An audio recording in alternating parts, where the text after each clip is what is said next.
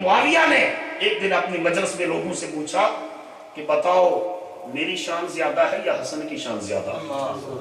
ایک درباری بولا، اس نے کہا امیر معاویہ آپ کی کیا بات ہے، آپ کی کیا شان ہے؟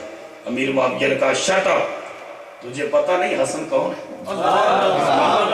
ہمارا سیاسی اختلاف اپنی جگہ، یہ ابھی رضائی نہیں کیا تھا اس وقت، کہا اختلاف اپنی جگہ، لیکن تجھے پتہ نہیں کہ امام حسن کون ہے۔ پھر امیر معاویہ نے اپنی زبان سے شان حسن مجتبیٰ بیان کی۔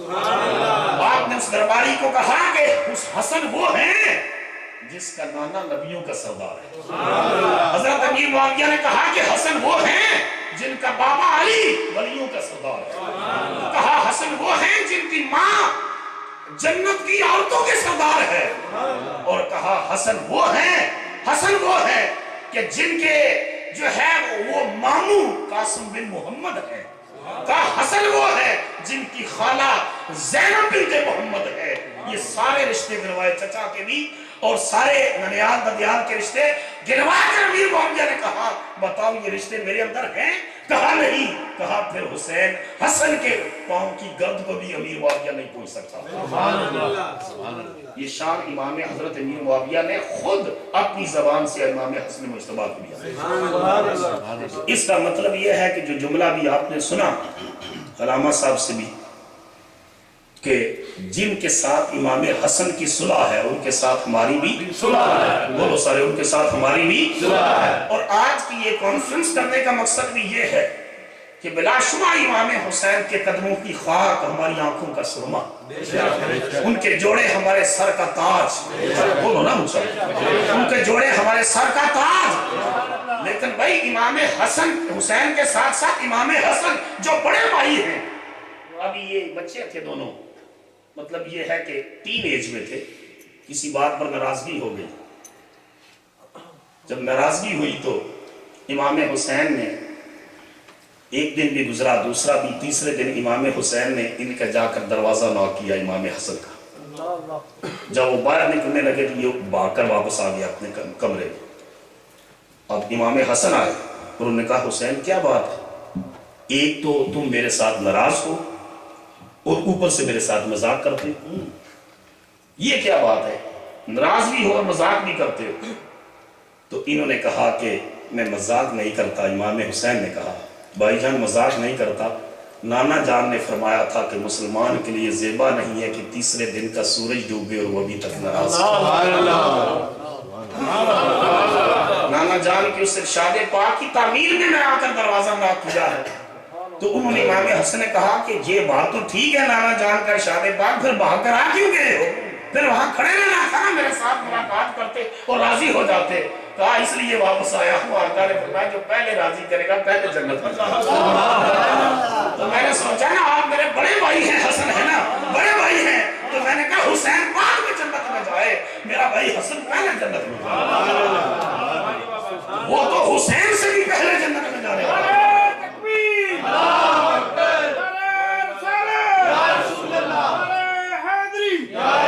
اتنا بڑا درجہ ہے امام حسن مجتبیٰ کا، آپ کے فضائل و مناقب میں یہ بات آتی ہے، اتنے بڑے لجبان تھے، اتنے صحیح تھے۔ گزر رہے تھے ایک جگہ سے، ایک باغ کے اندر ایک خادم کام کاج کرنے کے بعد تھک ہار کر گوڑی کر رہا تھا، تھک ہار کر وہاں کنارے پر بیٹھ کر کھانا کھا رہا تھا، اور آپ نے منظر دیکھا، دیکھتے رہے، اس کے سامنے ایک کتا تھا، وہ لقمہ توڑتا اور ایک لقمہ اپنے منہ میں ڈالتا، ایک کتے کے آگے پھینکتا، پھر لقمہ توڑتا، ایک اپنے منہ میں ڈالتا اور دوسرا کتے کے۔ آپ نے دیکھا کہ سارا کھانا جو اس نے کھایا تو ایک لقمہ اپنے منہ میں ڈالا اور ایک کتے کے آگے پھینکا۔ جب وہ کھانا کھا چکا تو پیچھے سے آپ پہنچ گئے۔ آپ نے فرمایا تو کس کا غلام ہے؟ اس نے کہا میں سعید بن العاص کا غلام ہوں۔ آپ نے فرمایا یہ منظر میں نے عجیب دیکھا ہے کہ تو نے روٹی کھاتے ہوئے ایک لقمہ اپنے منہ میں ڈالا اور ایک کتے کے آگے، اس کی وجہ کیا ہے؟ اس نے کہا وجہ یہ ہے کہ جب میں کھانا کھانے کے لیے اپنا یہ جو ہے دسترخوان بچھایا اور کھانا لگا تو یہ کتا بیٹھ کر میری طرف دیکھ رہا تھا، تو میں نے سوچا کہ میں تو پیٹ بھر کے کھانا کھاؤں اور خدا کی یہ مخلوق بھوکی رہے، تو مجھے اس پر ترس آیا اور میں نے اپنے آپ سے کہا کہ اگر تو کھانا کھاتا ہے تو بھی اللہ کی مخلوق ہے اور یہ بھی اللہ کی مخلوق ہے، تو کیوں نہ ایک لقمہ میں خود کھاؤں، ایک اس مخلوق کو کھلاؤں۔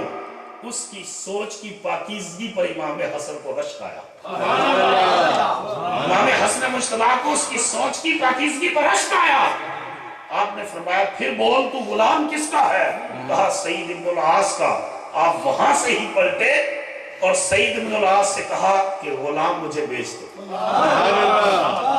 غلام مجھے بیچ دو۔ اس نے کہا حضور بڑا مہنگا ہے، بڑا کام کاج کرتا ہے، محنتی ہے۔ امام حسن نے فرمایا جتنا بھی مہنگا ہے مجھے بیچ دو۔ اس نے بیچا، اس نے کہا اتنے درہم کا ہے؟ آپ نے فرمایا دیتا ہوں، اور صرف غلام ہی نہ بیچو، باغ بھی بیچ دو۔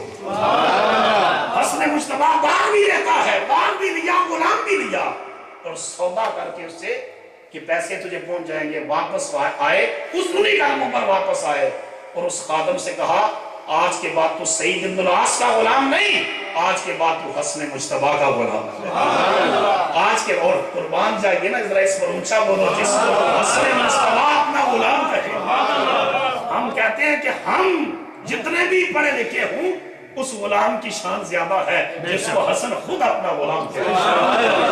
کہا آج کے بعد تم میرے غلام ہو، اور حسن مجتبی اتنا لجبال ہے، کہا تیری سوچ کی پاکیزگی پر قربان، تو نے جو جملہ مجھے کہا نا، تو نے میرا غلام ہے، جب میں تجھے آزاد بھی کرتا ہوں اور تحفۃً یہ باغ بھی تمہیں عطا کرتا ہوں، تمہیں آزاد بھی کرتا ہوں اور یہ باغ ہدیۃً تحفۃً تجھے گفٹ کرتا ہوں۔ یہ شان ہے امام حسن مجتبی کی۔ نعرہ تکبیر، نعرہ رسالت۔ ان کی مناقب اور فضائل کی بہت سی باتیں ہیں، لیکن میں آخری بات عرض کرتا ہوں، اس کے بعد بات کو ختم کرتا ہوں۔ اس سے بڑا سخیوں کا گھرانہ کوئی نہیں مصطفیٰ، ان سے زیادہ خوبصورت گھرانہ سخیوں کا کوئی نہیں جو امام حسن کا ہے، امام حسین کا ہے، اور حضور کی آل پاک کا ہے، اہل بیت اطہار کا ہے۔ آپ کو پتا ہے کہ حاتم طائی مسلمان نہیں ہوا تھا، جب بعد ازاں ایک لشکر مسلمانوں کا انہیں فتح کیا اس کا علاقہ اور قبیلے کو، کہ لوگوں کو اریسٹ کر لیا، تو وہ مدینہ طیبہ پہنچا وہ قبیلہ، تو اس میں ایک بچی کا سر ننگا تھا۔ رسول اللہ صلی اللہ علیہ وسلم نے پوچھا یہ بچی کون ہے؟ کہا حاتم طائی کی بیٹی ہے۔ میرے نبی نے اپنی کملی اتار کر فرمایا اس کا سر ڈانپو، اس کا سر ڈانپو۔ اس کے بعد کے اندر ایک صفت مومنوں والی تھی، اس کے بعد میں ایک صفت مومنوں والی تھی کہ مومن صحیح ہوتا ہے، بخیل نہیں ہوتا۔ اس کا باپ صحیح تھا، اس کا سر ڈانپو، اور چادر اور دوپٹے کے طور پر مصطفیٰ نے اپنی کملی عطا فرمائی۔ اس کا بھائی عدی بن حاتم بھاگ گیا تھا طائف کی طرف، اور اس بہن نے پھر خط لکھا مدینہ طیبہ سے کہ بھائی واپس آ جا، یہ بادشاہ نہیں ہے، یہ تو کریم ہے، یہ تو لجپال ہے، نبی کا سردار ہے، واپس آ جا، میں تجھے اشور کرتی ہوں۔ پہلے تو دھمکی دی کہ تم بڑا بزدل ہے، بہن کو حوالے کر کے فوجیوں کے چلا گیا، اور پھر آگے حضور کی فضائل بیان کیے، کہا واپس آ جا، اس لیے کہ یہ بڑے ہی کریم ہیں۔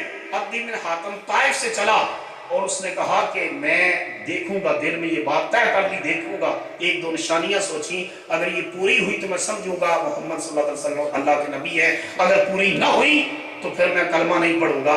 ان نشانیوں میں سے ایک نشانی اس نے سوچی کہ میں دیکھوں گا کہ وہ مجھے کس نشست پر بٹھاتے ہیں جو مہمان کے طور پر آ رہا ہو، اور خود کس نشست پر بیٹھتے ہیں۔ عدی بن حاتم کہتا ہے میں طائف سے مدینہ طیبہ پہنچا تو میرے نبی نے اٹھ کے میرا استقبال کیا، اٹھ کے استقبال کیا، مسجد نبی میں تشریف فرماتے اٹھ کے میرا استقبال کیا، اور حضور نے پھر میرا ہاتھ پکڑ کر مجھے اپنے گھر لے گئے، اور میں نے دیکھا دو چارپائیاں تھیں، ایک چارپائی پر کپڑا تھا اور ایک بغیر کپڑے کی تھی۔ میں نے جو سوچا، میرے نبی نے خود ننگی چارپائی پر بیٹھا اور مجھے کپڑے والی پر بٹھایا۔ میں نے عرض کیا آقا بیٹھوں کا بعد میں پہلے ہاتھ نکالے کلمہ پڑھنا۔ تو اس عدی بن حاتم کا بیٹا جو پوتا تھا حاتم طائی کا، وہ ایک دن گلی میں امام حسن سے مل گیا، جس پر میں ختم کرنے کی طرف آ رہا۔ امام حسن سے ملا اور آپ نے پوچھا جوان تیرا تعارف؟ اس نے کہا آپ مجھے نہیں جانتے؟ آپ نے فرمایا جوان تعارف کروا. اس نے کہا میں اس دادے کا پوتا ہوں جس کی سخاوت کا یہ عالم تھا کہ اس کے محل کے 7 دروازے تھے. کتنے؟ 7 دروازے. منگتا فقیر ایک دروازے سے آتا، میرے دادا حاتم تائی اس کو عطا کرتے. اور جوانی کا عالم تھا نا، جس طرح جوان آپس میں کسی بات کے اوپر جو ہے بحث چھیڑ دیتے، جوانی کا میرا دادا حاتم تائی عطا کرتے. اور وہی منگتا اور فقیر دوسرے دروازے سے آتا، میرے دادا حاتم تائی خیرات عطا کرتے. وہی منگتا تیسرے دروازے سے آتا، میرے دادا حاتم تائی خیرات عطا کرتے. وہی منگتا چوتھے الغرض منگتا ایک ہوتا، 8 کے 8 دروازوں سے آتا. میرے دادا نے کبھی اس کو واپس نہیں پلٹایا تھا. جس جو ہے ایک ہی منگتا پلٹ کے دروازوں سے آتا، اور میرے دادا اس کو عطا کرتے جاتے. میں اس عظیم فیاض اور صحیح دادے کا پوتا ہوں. اب بتا تو کون ہے؟ تیرا تعارف کیا؟ آپ نے فرمایا کہ میں نے تیرے دادے کی صحابت کی بات سنی، بڑی خوبصورت بات. ایک تیرا دادا تھا، سن. فرمایا کہ جس کے محل کے 8 دروازے تھے، اور ایک میرا نانا تھا جس کا ایک ہی حجرہ تھا، اور اس کا ایک ہی دروازہ تھا. اور میں اس عظیم نانے کا نواسا ہوں کہ تیرے دادے کے محل کے 8 دروازے تھے. منگتا ایک دروازے سے آتا، تیرے دادا حاتم تائی خیرات عطا کرتے، مگر اس کا کشکول خالی رہتا تو وہ دوسرے دروازے سے جاتا. اس کی طرف باقی رہتی تو وہ تیسرے دروازے سے آتا نا. اس کی جولی نہ بھرتی تو وہ چوتھے دروازے سے آتا نا. الغرض تیرے دادے کی بارگاہ میں آنے والا منگتا، کنگال، فقیر 8 کے 8 دروازے پھر مارتا، پھر بھی منگتے کا منگتا رہتا، پھر بھی فقیر کا فقیر رہتا، کنگال کا کنگال رہتا. اور میرے نانے کی یہ شان تھی کہ میرے نانے کی بارگاہ میں آنے والا آنے سے پہلے گدا ہوتا تھا، پلٹ کے جاتا تو شہنشاہ ہوتا. نعرہ تکبیر، نعرہ رسالت، نعرہ حیدری. کہا جس نے ایک بار میرے نانے کی بارگاہ میں آ کر خیرات مانگی نا، ایک بار خیرات مانگی، پھر زندگی بھر کسی اور دروازے پر جانے کی اس کو ضرورت نہیں پڑی. زندگی بھر ضرورت نہیں پڑی. اور دنیا کے، اور کہا تیرے دادے کے دروازے پر جانے والا منگتا، اس کو خیرات تو ملتی مگر اس کی عزت گھٹتی. اور میرے نانے کی بارگاہ میں آنے والا کو میرا نبی خیرات بھی عطا کرتا، عزت بھی عطا کرتا. آتا ہے انہیں منگتوں پہ پیار کچھ ایسا، خود بھیگ دے اور خود کہے منگتے کا. اونچا بولو، خود بھیگ دے اور خود کہے منگتے کا. خود بھیگ دے اور خود کہے منگتے کا.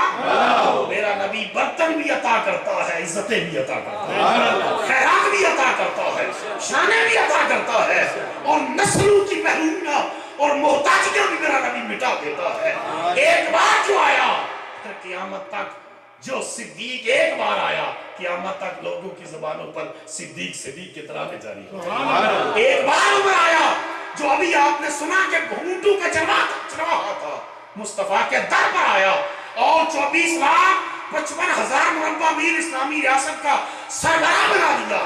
اس لیے مجھے کہنے دیجئے، مدینے کے گدا دیکھے دنیا کے امام اکثر، مدینے کے گدا دیکھے دنیا کے امام اکثر بدل دیتے ہیں تقدیر محمد کے غلام.